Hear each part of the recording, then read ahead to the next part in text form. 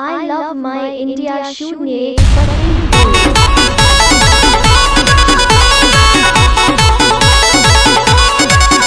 Music by Shankar Singh.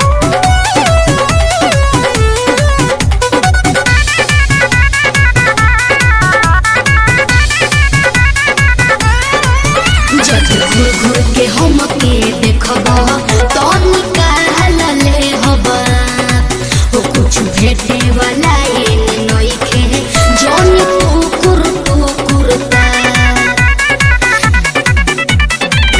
काहे उल्टा सीधा तू बोला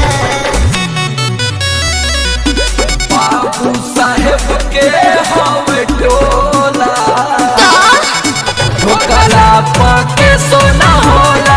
अच्छा ठोकला पाके सोना होला। बंदूक हटा के बतिया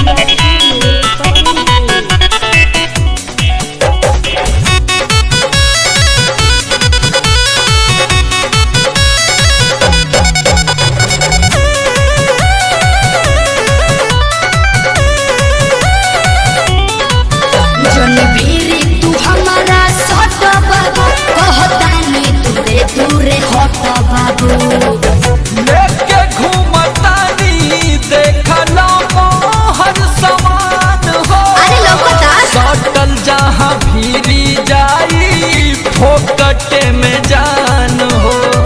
देखने में लगते हो भोला अरे फाटे अच्छा हवे समर सिंह के टोला तो का करी ठोकला पाके सोना होला। चुप ठोकला पाके सोना होला।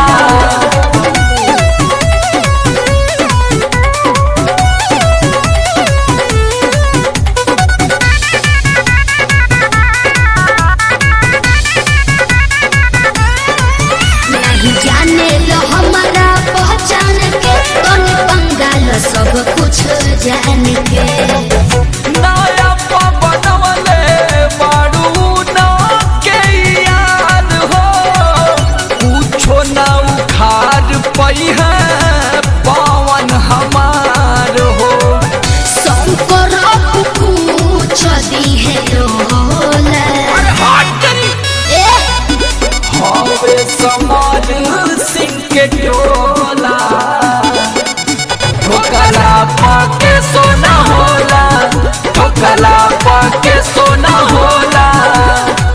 पवन बाबा के हल्का में लेता रहो I love my India शून्य